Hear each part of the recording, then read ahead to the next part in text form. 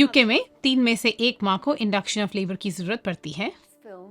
इस फिल्म में हम 2 औरतों की बर्थ स्टोरीज के बारे में जानेंगे और मैटरनिटी टीम क्या केयर और सपोर्ट प्रोवाइड करती है उसके बारे में भी जानेंगे। बट पहले इंडक्शन ऑफ लेबर क्या है और क्यों जरूरत पड़ती है उसके बारे में जानेंगे। इंडक्शन ऑफ लेबर में हम आर्टिफिशियली लेबर को स्टार्ट करते हैं, शुरू करते हैं काफ़ी डिफरेंट रीजंस की वजह से। इंडक्शन ऑफ लेबर के कई कारण हैं। सोशल सिचुएशन, प्रेगनेंसी की डेट ख़त्म होके बहुत आगे प्रेगनेंसी बढ़ जाना, या फिर बहुत अनकंफर्टेबल होना एंड ऑफ प्रेगनेंसी में, या आप बच्चे की हेल्थ के बारे में कंसर्न हो और चाहते हो कि लेबर जल्दी शुरू हो।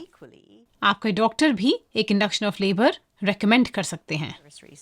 कुछ माओं को प्रेगनेंसी से पहले डायबिटीज और हाइपरटेंशन हो सकता है। माँ और बच्चे की हेल्थ के लिए लेबर जल्दी शुरू करना इन पेशेंट्स में ज़रूरी हो सकता है। बच्चे की ग्रोथ भी धीमी हो सकती है और बच्चे की मूवमेंट्स भी कम हो सकती हैं टर्म के पास। इस वक्त आपका डॉक्टर रेकमेंड कर सकता है इंडक्शन ऑफ लेबर। आपकी मिडवाइफ या डॉक्टर भी एक रिस्क असेसमेंट करेंगे through out pregnancy.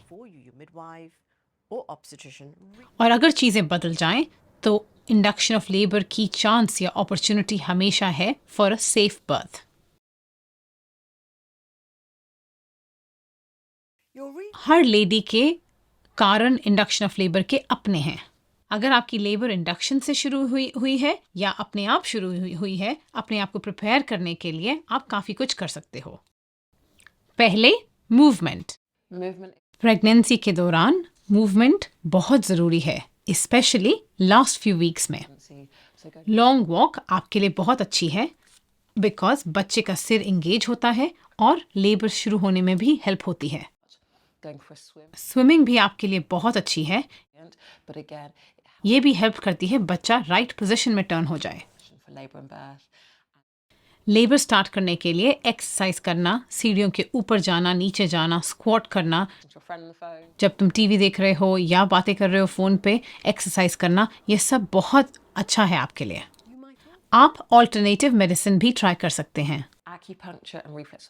Labour start करने के लिए एक्यूपंक्चर और रिफ्लेक्सोलॉजी भी बहुत मदद कर सकते हैं। आप अपनी रिलैक्सेशन के लिए अपने लिए वक्त निकालें, अपना ख्याल रखें और अपनी बॉडी को अटेंशन दें। टच मतलब छूना भी रिलैक्सेशन का एक बहुत अच्छा तरीका है। इससे बॉडी में हार्मोन्स प्रोड्यूस होते हैं जिससे लेबर शुरू होती है।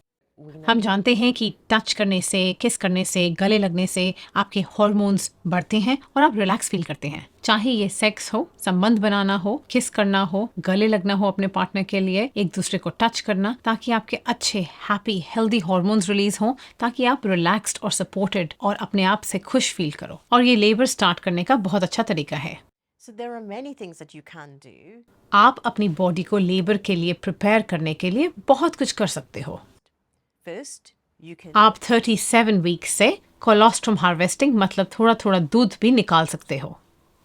कोलोस्ट्रम हार्वेस्टिंग एक तरीका है अपनी ब्रेस्ट को मसाज करने का, जिससे थोड़ा सा दूध मतलब कोलोस्ट्रम, जो कि बच्चे का पहला दूध होता है, वो रिलीज हो सकता है। कोलोस्ट्रम हार्वेस्टिंग के बहुत फायदे हैं। इससे ऑक्सीटोसिन रिलीज होता है जो लेबर शुरू करने में हेल्पफुल है।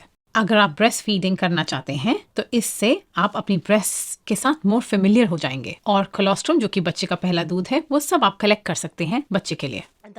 और इससे आपकी बॉडी का नेचुरल ऑक्सीटोसिन हार्मोन रिलीज होता है जिससे बच्चेदानी का मुंह और राइपन हो जाता है।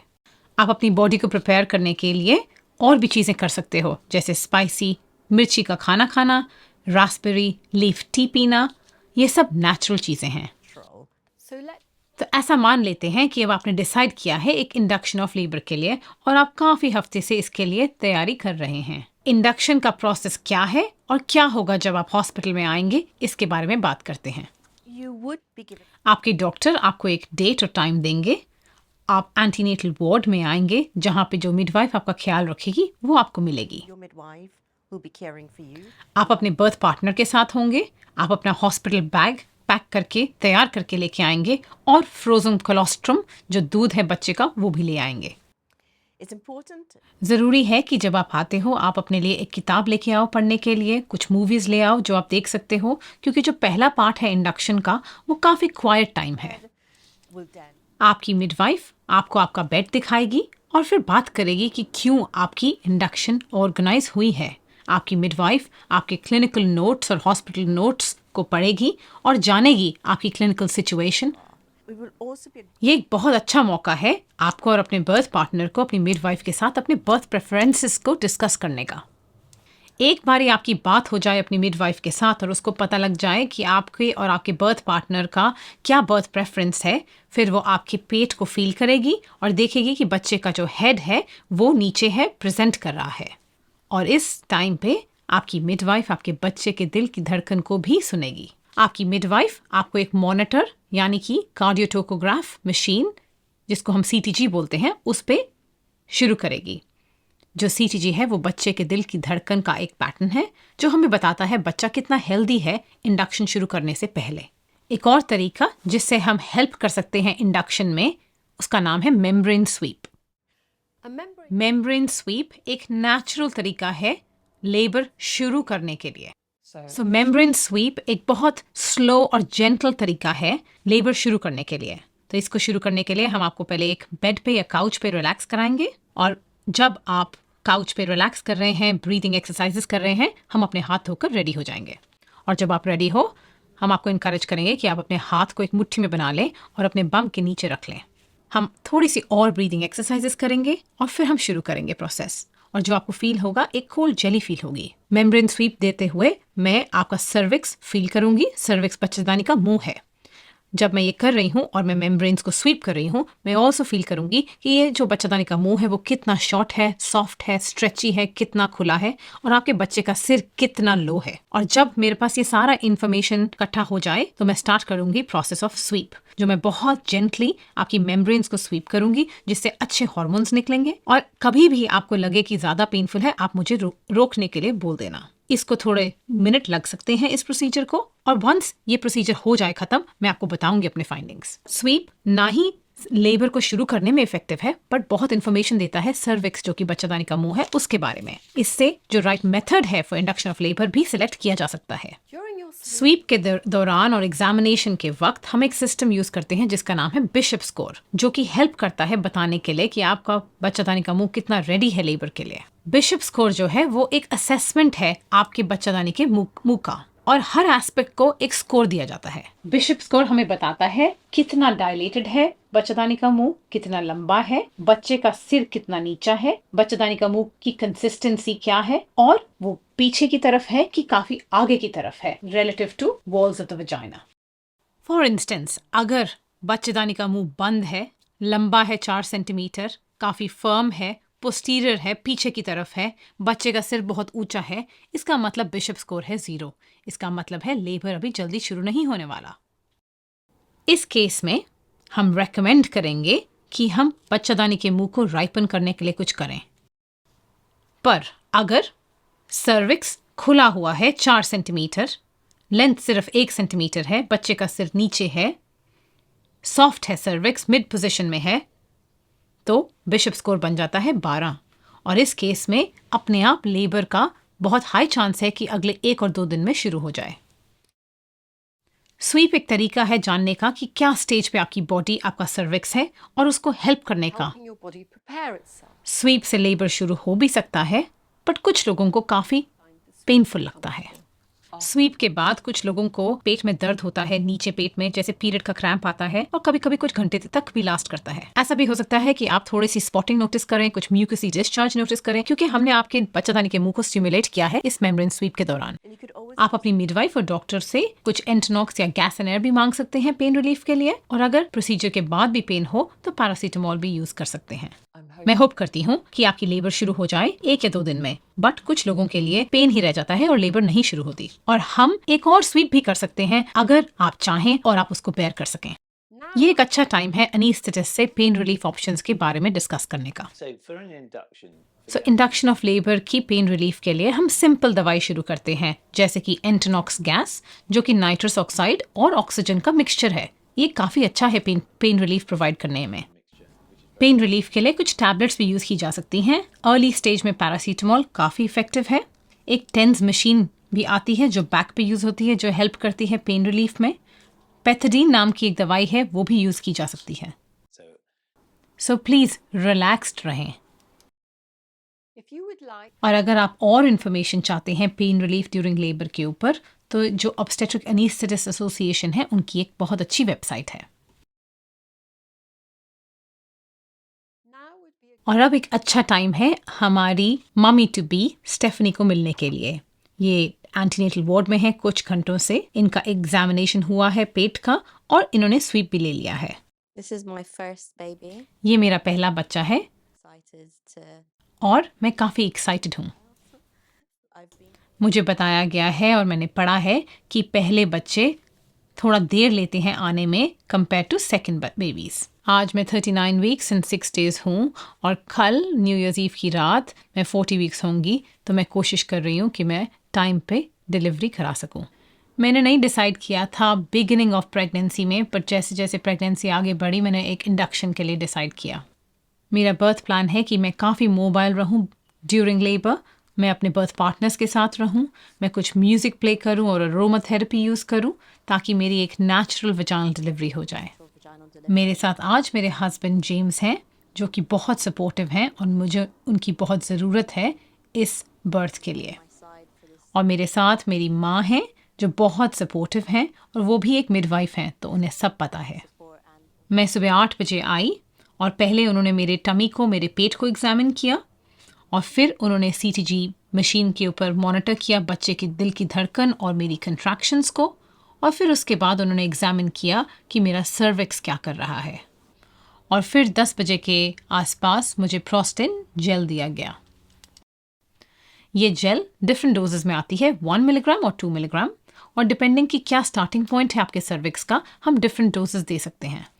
ये जो डिवाइस है इसको वजाइना में डालकर स्क्वीज़ किया जाता है सर्विक्स के बिल्कुल पीछे। ये जेल 6 घंटे के लिए लास्ट करता है और उसके बाद आपके सर्विक्स को दोबारा असेस किया जाता है।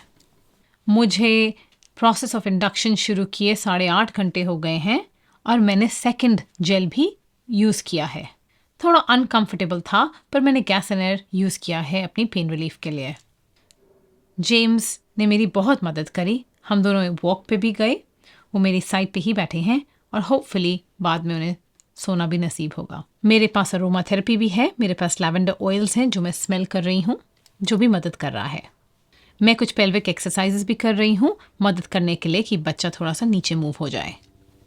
ये काफ़ी कंफर्टेबल भी है, रादर देन लेटना या बैठना बेड के अंदर। Baby's head has moved down slightly. बच्चे का सिर नीचे आ गया है, पर सर्विक्स वैसे ही है जैसे पहले था। अब मैं वेट कर रही हूँ कि 6 घंटे के बाद रीअसेस करके पता चलेगा कि हम कहाँ हैं। प्रोस्टिन जेल के अलावा भी बहुत मेथड्स हैं जो हेल्प करते हैं राइपन करने के लिए बच्चादानी का मुंह। So if you're तो अगर आपकी सर्विक्स को राइपन होने के लिए और मदद की ज़रूरत है तो आप कुक्स बलून भी रेकमेंड किए जा सकते हो। it's called a cook's balloon. ये वाला पार्ट है जो आपके बच्चादानी के मुख के थ्रू जाता है। ये वाला पार्ट है जो इन्फ्लेट किया जाता है, भरा जाता है नॉर्मल सेलाइन के साथ, एंड ये वाला जो है ये सर्विक्स के ऊपर बैठता है, और ये वाला जो पार्ट है ये आपके सर्विक्स के नीचे बैठता है, और ये वाला जो पार्ट है ये सर्विक्स के ऊपर बैठता है। इसमें सेलाइन है और इस बलून में भी सेलाइन है नीचे। इसका इफेक्ट ये है कि ये सर्विक्स को कंप्रेस करता है और स्ट्रेच करके ओपन करता है, और ये पार्ट है जो कि आपकी वजाइना के बाहर लटकता है। और इस एंड के थ्रू हम कुक्स बलून को डिफ्लेट कर सकते हैं और निकाल सकते हैं अगर वो अपने आप 24 घंटे में नहीं गिरा। Another option that we may. एक और ऑप्शन है ये पेसरी, जिसका नाम है प्रोपेस पेसरी। ये भी हेल्प करती है राइपन करने के लिए सर्विक्स को। ये वाला पार्ट छोटा सा टैम्पून है और ये सर्विक्स के नीचे बैठता है। Cervix.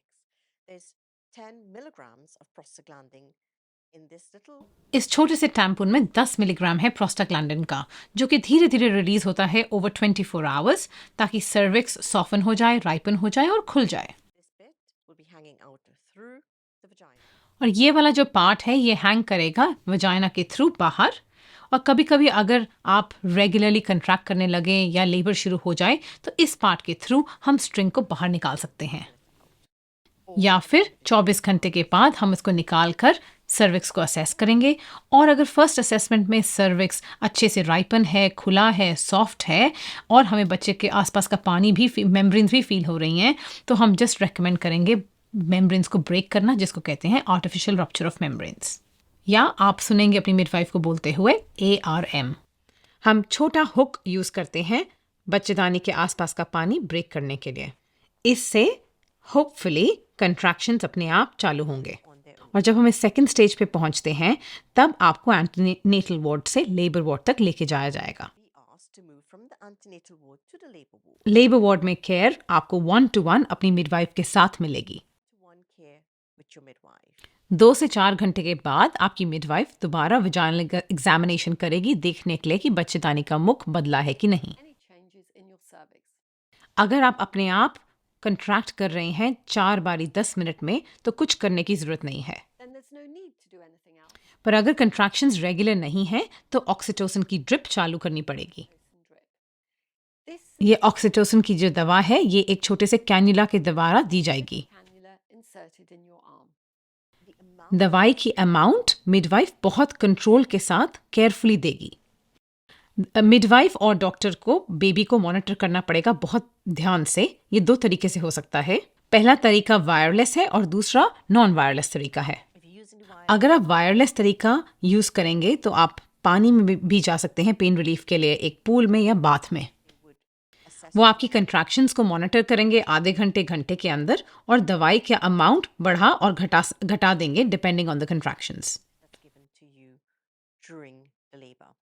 Once your एक बार आपकी कंट्रैक्शंस शुरू हो जाएं नेचुरली या दवा के साथ, मिडवाइफ या डॉक्टर आपकी कंट्रैक्शंस को मॉनिटर करेंगे। throughout that part of what we call the intrapartum part or that laboring part, हर घंटे मिडवाइफ आपका ब्लड प्रेशर और टेम्परेचर चेक करेगी। pressure and your temperature, and also आपकी मिडवाइफ बच्चे के आसपास का पानी का रंग भी चेक करेगी, देखने के लिए कि मिकोनियम या जो कि बच्चे का पू है वो तो नहीं कर दिया बच्चे ने। inside. ये सब चेक्स हर घंटे होंगे। कभी कभी एक और मिडवाइफ भी आपके कमरे में आ सकती है बच्चे के दिल की धड़कन की ट्रेसिंग चेक करने के लिए। कभी कभी मिडवाइफ इसको बोलेंगी फ्रेश आइस। इसका मतलब है एक और एक लेयर ऑफ सेफ्टी है, मेक श्योर करने के लिए कि आप और आपका बच्चा हैप्पी और हेल्दी हैं। Every hour that your baby and you are happy and healthy. अब हम वापस जाते हैं स्टेफनी और जेम्स के पास। हमने इनको एंटीनेटल वार्ड में पहले देखा था, जहां स्टेफनी का अब्डोमिनल एग्जामिनेशन हुआ सुबह सुबह और उसके बाद एक स्वीप। स्टेफनी को 10 बजे प्रोस्टिन जेल दी गई और सेकेंड डोज दी गई 4 घंटे के बाद। In gel 4 hours later. और अब हम 2 हफ्ते के बाद बर्थ के स्टेफनी को उसके घर में मिलते हैं। Story for us. तो मुझे सेकेंड राउंड प्रोस्टिन जेल का 3 बजे दोपहर को मिला 3 p.m. in the afternoon. और मेरे बच्चे के दिल की धड़कन चेक की गई और मेरी contractions. See if I were having any contractions. बाद में मुझे उन्होंने री एग्जामिन किया और 11:30 बजे मेरे बच्चे के आसपास का पानी ब्रेक किया। In the night around 11:30, I had my waters broken. ये अनकंफर्टेबल था मेरे लिए। मुझे सब एग्जामिनेशंस अनकंफर्टेबल लगी, इवन गैस एंड एयर के बावजूद। Had uncomfortable, even with the gas in पर मैं खुश थी कि मेरे वाटर्स ब्रेक हो गए क्योंकि इससे प्रोसेस आगे बढ़ने लगा। because I could see the process moving along a bit more. ऐसा लगा कि चीज़ें आगे बढ़ने लगी हैं अब। Having the induction gel, 'cause something had physically happened. और फिर मुझे एपिड्यूरल दिया गया और ऑक्सीटोसिन ड्रिप चालू की, जो कि कंट्रैक्शंस शुरू करती है और लेबर का प्रोसेस शुरू होता है। Start the labor process. अगर आपको एपिड्यूरल की ज़रूरत है या आपको चाहिए तो आपको एक कंसल्टेशन मिलेगा एनेस्थेटिस्ट के साथ, जो काफ़ी सवाल पूछेंगे आपकी बैक के बारे में और हेल्थ के बारे में। back and your general health. और एक बार ये आपको एनेस्थेटिस्ट बता दे प्रोज एंड कॉन्स तो फिर वो आपके हाथ में एक छोटा सा ड्रिप डालेगा Pros and cons of everything. You're usually sitting somewhere. We put a little और फिर आप बैठेंगे और अपनी बैक को बेंड करेंगे एनेस्थेटिस्ट की तरफ और वो थोड़ा सा लोकल एनेस्थेटिक देगा बैक में। लोकल एनेस्थेटिक पहले थोड़ा जलता है और बाद में एरिया को नम करता है whole area numb. और फिर एनेस्थेटिस्ट एपिड्यूरल स्पेस ढूंढता है। आपको थोड़ा पुशिंग फील होगा और बाद में वो एनेस्थेटिक ट्यूब आपकी बैक में डाल देंगे Epidural anesthesia. और फिर वो उस ट्यूब को लोकल एनेस्थेटिक से कनेक्ट कर देता है और वो बहुत लो डोज दवा देता है। Low dose.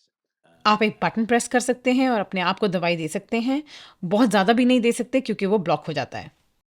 अच्छी बात है कि एपिड्यूरल्स आपको बेस्ट पेन रिलीफ देते हैं। will give the best pain relief. एक बारी सक्सेसफुली एपिड्यूरल शुरू हो जाए तो आप सो सकते हैं। Working, you should be able to go to sleep if you wanted to. आपको कंट्रैक्शंस उतनी पेनफुल नहीं लगेंगी। कुछ लोगों को पता लगता है कंट्रैक्शंस जैसे कि टाइटनिंग्स हैं, पर दर्द नहीं होता।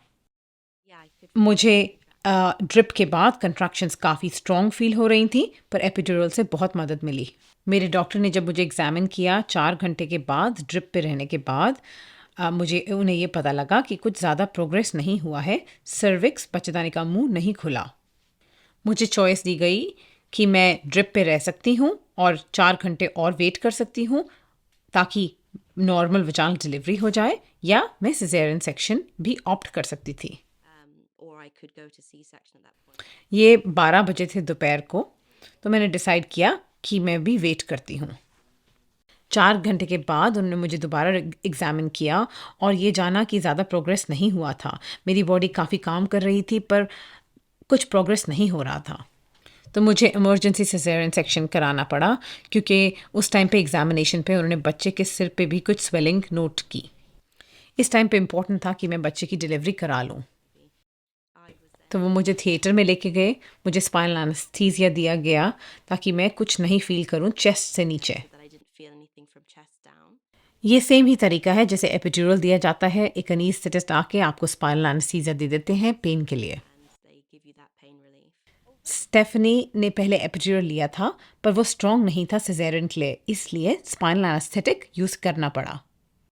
मेरे पार्टनर और हस्बैंड जेम्स मेरे साथ थिएटर में थे। मुझे नहीं पता अगर वो ना होते तो मैं क्या करती। और वो बहुत सारी मशीन्स लगाते हैं आपके ब्लड प्रेशर, हार्ट रेट और सब चेक करने के लिए। Vitals during the entire process. And और एक स्क्रीन लगा दिया जाता है ताकि आपको कुछ दिखे ना। काफ़ी सरियल अच्छा एक्सपीरियंस है क्योंकि आप वहाँ लेटे हुए हो और आपको कुछ फीलिंग नहीं हो रहा चेस्ट के नीचे। कुछ ही मिनट में आपकी डिलीवरी हो जाती है और आपको बच्चा नज़र आने लगता है स्क्रीन के ऊपर से। ये एक बहुत इमोशनल प्रोसेस है। this baby lifted up. बच्चा रोने लगता है और बच्चे को रिससिटर के ऊपर लेके जाते हैं रब करने के लिए, The tear on the side get rubbed up. और बहुत ही फटाफट से बच्चा आपको दे दिया जाता है। It was a very quick process. मुझे बहुत ही रिलीफ फील हुआ फाइनली बच्चे को मिलकर। तभी पता चला जब मेरा सिजेरियन सेक्शन हो रहा था कि बच्चे का सिर घूम गया था। तो काफ़ी अच्छा था कि बहुत जल्दी मेरा सिजेरियन सेक्शन हो गया क्योंकि नेचुरली डिलीवर करना बच्चे को नामुमकिन था। With her head turned and stuck in the pelvis. अब मैं 2 हफ्ते और 1 दिन से घर में हूँ। पहले थोड़ा सा पेन होता था। And a day today. At the beginning, it was hard to be पहले मैं पेन के लिए दवाई लेती थी घर में, जो कि काफ़ी नॉर्मल है जब आपकी डिलीवरी होती है, पर अब मैं बहुत बेटर फील कर रही हूँ। much better now. Amazing, considering it's just बहुत अच्छा लग रहा है। अभी बस 2 ही हफ्ते हुए हैं और मुझे बहुत खुशी है कि मैं अपने बच्चे के साथ हूँ। she is amazing. मेरी बच्ची बहुत अमेजिंग है। ये मेरा सब कुछ है। मैं बहुत प्यार करती हूँ अपनी बच्ची से। And किसी भी बर्थ में हमेशा ये चांस तो है कि सिजेरियन की ज़रूरत पड़ सकती है, बट स्टेटिस्टिकली अगर आपका इंडक्शन हो रहा है तो सिजेरियन सेक्शन का चांस बढ़ता नहीं है। कुछ चीज़ें हैं जो आप कर सकते हो लेबर के अंदर अपना चांस वजाइनल डिलीवरी का बढ़ाने के लिए, इवन एक एपिड्यूरल के बाद। अगर आप एपिड्यूरल लेते हैं तो मैं इनकरेज करूंगी कि आप अपने मिडवाइफ या डॉक्टर को बोलें कि पीनट बॉल यूज़ करें। ये एक बर्थिंग बॉल है जो आपके नीज के बीच में जाता है, और बेस्ट थिंग ये है कि अगर आप अपनी लेफ्ट साइड पे आ जाएं और पीनट बॉल के साथ ये आपके पेल्विस को एक्सपैंड करता है और इनकरेज करता है कि बच्चे का सिर रोटेट हो जाए, और एक बहुत अच्छा तरीका है आपकी चांस ऑफ वजाइनल डिलीवरी बढ़ाने के लिए। अब हम मिलते हैं रॉबिन से, जिसको हम मिल रहे हैं उसके बच्चे की डिलीवरी के 4 महीने के बाद। मेरा नाम है रॉबिन। मैं एक फर्स्ट टाइम मम हूँ। ये मेरी बेटी है ग्रेस जो 4 महीने की है और एब्सोल्युटली मैजिकल है। मैं उम्र की थोड़ी सी ओल्डर हूँ और बहुत पहले ही बता दिया गया था कि रिस्क ऑफ स्टिल बर्थ मेरे केस में ज़्यादा है, और इंडक्शन ऑफ लेबर मुझे एक चांस दे रहा था कि मैं नेचुरल लेबर के लिए ट्राई करूं। दूसरी ऑप्शन थी सिजेरियन सेक्शन। अगर मेरा इंडक्शन होता तो हाँ, ऐसा है कि मुझे सिजेरियन की ज़रूरत पड़ सकती थी, बट ऐसा उन माओं के लिए भी है जो कि अपने आप स्पॉन्टेनियसली लेबर करती हैं, उनको भी सिजेरियन सेक्शन की ज़रूरत पड़ सकती है। सो इसलिए मैंने सोचा I had nothing to lose. मैंने कोलोस्ट्रम कलेक्ट करना शुरू किया 1 हफ्ता पहले। पहले बहुत स्लो था पर फिर ईज़ी होता गया। मुझे काफ़ी पॉजिटिव लगा करते हुए, मुझे ऐसा लगा कि मैं अपनी बेटी ग्रेस के लिए कुछ पहले से ही कर रही हूँ। मैंने एक स्वीप लिया अपने आप को बेस्ट चांस देने के लिए लेबर शुरू हो जाए। मैं 39 वीक्स 4 डेज़ के आसपास थी जब मैंने स्वीप सबसे पहले लिया। पेन हुआ, अनकंफर्टेबल था, पर अगर तुम रिलैक्स कर लो तो आसान हो जाता है। तो हाँ, मुझे पता था काफ़ी स्टेप्स थे पहले और कैसे मैं रिस्पॉन्ड करूँगी और वो स्टेप्स चेंज होंगे। मुझे पता था कि एक बार इंडक्शन चालू होगा, मुझे एडमिट करेंगे, मुझे हॉस्पिटल में रखेंगे, वार्ड पे रखेंगे। वार्ड काफ़ी बिजी था। अपने आप को बिजी रखने के लिए कुछ लेकर जाएं। मेरा रात को था तो मैं सो सकती थी। एक और एडवाइस है कि आप रेस्ट कर कर जाएं क्योंकि बहुत ज़्यादा रेस्ट नहीं मिलता वार्ड में। एक और लेडी थी जो लेबर में थी, तो मुझे ये सब आवाज़ें सुन रही थी जो मुझे थोड़ा घबराहट हो रही थी, तो मैं रेकमेंड करती हूँ हेडफोन्स। गुड कंपनी हेल्पफुल है, कोई मिल जाए जिससे बात की जा सके ताकि तुम डिस्ट्रैक्ट हो सको, काफ़ी हेल्पफुल है। और भी कुछ ताकि आप बिज़ी रहो, बुक्स हो सकती हैं, टीवी प्रोग्राम हो सकता है, कुछ भी आपको डिस्ट्रैक्ट करे क्योंकि ये एक वेटिंग गेम है। मुझे पता था कि पहले प्रोस्टन जेल से स्टार्ट करेंगे। मैं काफ़ी लकी थी क्योंकि प्रोस्टन जेल काम कर गई और फिर मेरे मेम्ब्रेन्स रप्चर किए गए। इसके बाद मुझे सिंटोसिनॉन ड्रिप की ज़रूरत पड़ी ताकि मेरे कंट्रैक्शंस और स्ट्रॉन्ग हो सकें। मुझे ब्रेकिंग ऑफ वाटर्स प्रॉबेबली सबसे ख़राब लगा। बहुत पेनफुल नहीं था पर बहुत अनकंफर्टेबल, बहुत स्ट्रेंज था। मुझे लगता है कि तुम्हें पता नहीं होता कि क्या तुम्हें एक्सपेक्ट करना है, पर एक बार हो जाए तो फिर ठीक है। फिर मुझे ड्रिप ऑफर किया गया क्योंकि मैं प्रोग्रेस नहीं कर रही थी जैसे होना चाहिए था। और फिर मेरे कंट्रैक्शंस प्रॉपर्ली स्टार्ट हो गए और मैंने एक एपिड्यूरल लिया। एनेस्थेटिस्ट आया अंदर कमरे के, काफ़ी अच्छा था, फ्रेंडली था, काम था। मुझे काफ़ी डर था कि एपिड्यूरल के वक्त मेरे को कंट्रैक्शन ना हो जाए और मैं मूव ना करूं। पर ये एनेस्थेटिस्ट का हर रोज़ का काम है, उनको पता है कैसे मैनेज करना है और उनको पता है कब कंट्रैक्शन आने वाली है। तो टाइमिंग जो है वो कंट्रैक्शंस का वो मैनेज कर लेते हैं। फिर वो कुछ स्प्रे करते हैं लोकल एनेस्थेटिक बैक के ऊपर और मुझे कुछ नहीं फ़ील हुआ। और नेक्स्ट थिंग मुझे पता चला कि एपिड्यूरल मुझे मिल गया है और बस थोड़ा वेट करना पड़ा पेन रिलीफ के लिए, जो कि काफ़ी क्विक है। पर एक्चुअल प्रोसेस में कुछ पेन नहीं हुआ और जो पेन रिलीफ था वो बहुत अमेजिंग था। मैंने पहले सोचा था कि मैं एपिड्यूरल के बिना ही लेबर करूँगी, पर एक्चुअली बहुत कंफर्टेबल लेबर था इसके बाद। पर बाद में मैं सोचती हूँ कि मैं बहुत खुश हूँ कि मैंने एपिड्यूरल लिया क्योंकि 12 घंटे के बाद भी मैं लेबर में थी। एक बारी मैंने एपिड्यूरल ले लिया तो काफ़ी अच्छा लगा। ऐसा लग रहा था कि हम एक टी पार्टी पे बैठे हैं, वेट कर रहे हैं अपनी बेटी की। बर्थ काफ़ी मुझे याद नहीं है, हेज़ी है, काफ़ी लंबा दिन था, ना मुझे रात को नींद आई थी। मुझे याद है बच्चे का सिर बाहर आता हुआ, मुझे याद है बच्चे को मेरे चेस्ट पे रखा जब उन्होंने।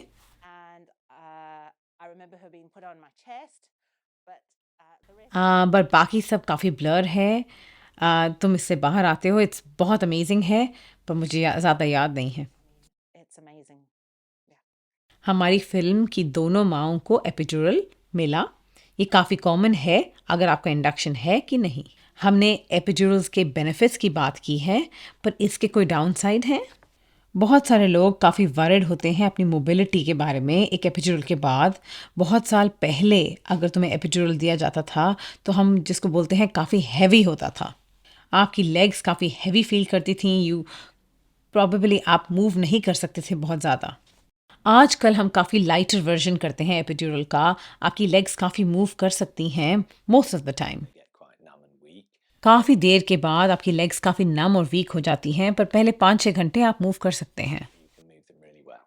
कभी-कभी काफ़ी बैड हेडेक हो सकता है, अबाउट 1% ऑफ द टाइम्स, पर अगर ऐसा हो तो हम उसको ठीक कर सकते हैं। Um, if that happens, we can cure it. कभी-कभी एपिड्यूरल एक ही साइड पे काम करता है, तो उसको रिप्लेस या एडजस्ट करना पड़ सकता है। So it might need replacing or just adjusting a bit. The next लोग घबराते हैं नर्व डैमेज से, ये बहुत ही ज़्यादा रेयर है। the figures are 1 in 10,000 ये बहुत माइनर प्रॉब्लम हो सकती है, 1 in 100,000 एक मेजर प्रॉब्लम।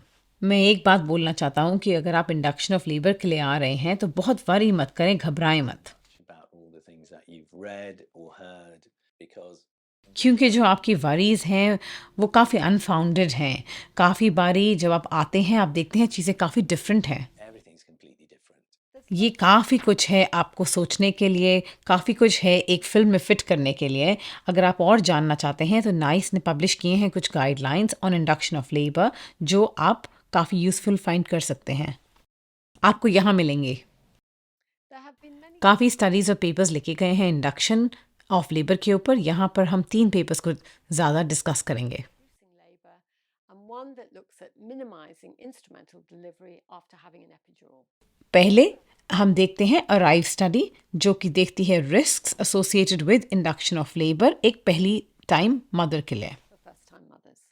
The ARIVE जो अराइव स्टडी है वो पब्लिश की गई थी new England journal of medicine में 2018 में। It was a multi-center ये एक multi centre randomise control study थी उन लेडीज़ के लिए जो कि लो रिस्क थी अपनी फर्स्ट प्रेगनेंसी में, और इनको रैंडमाइज किया गया था या तो इंडक्शन ऑफ लेबर 39 वीक्स पे after 39 या not to have induction of labour, जिसका मतलब है expectant management between 40.5 to 42 weeks. between 40.5 to 42 weeks gestation.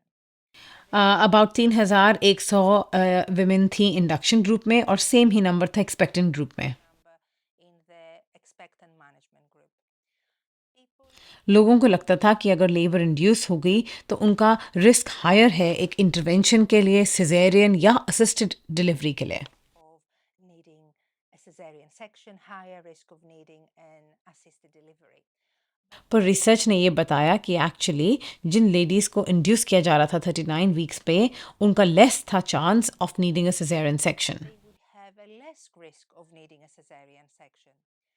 और उनका रिस्क ऑफ हेमरेज या ब्लीडिंग कम था, और एक्चुअली इससे गाइडेंस ही बदल गई है। Has actually changed what is the guidance. And of course this is not इसका ये मतलब नहीं है कि विमेन को चूज़ करना ही पड़ेगा एक इंडक्शन ऑफ लेबर, बट उनको ये सब फैक्ट्स जानना ज़रूरी हैं।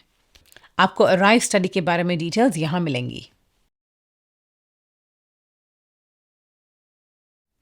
और अब हम देखते हैं एक पेपर जो एग्जामिन करता है इंडक्शन इन ओल्डर वुमेन। तो Royal College of Obstetrics and Gynaecology ने एक साइंटिफिक इम्पैक्ट पेपर पब्लिश किया induction of labour at term for older women.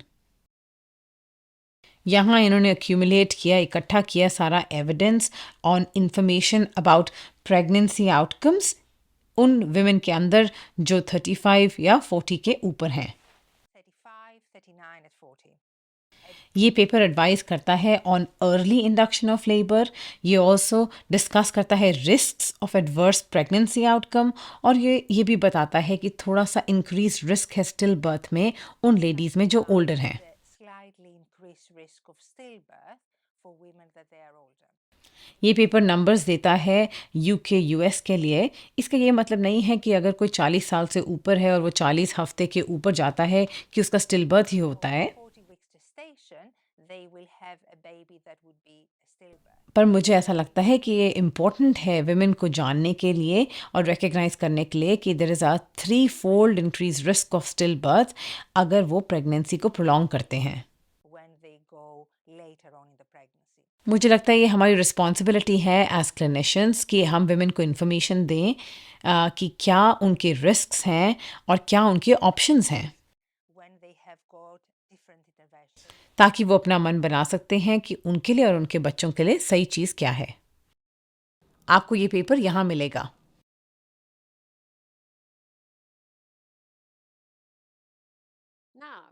अब हम डिस्कस करते हैं बम्प स्टडी, जो बताता है बेस्ट पोजीशन नेचुरल डिलीवरी के लिए अगर आप लो डोज एपिड्यूरल लेते हैं।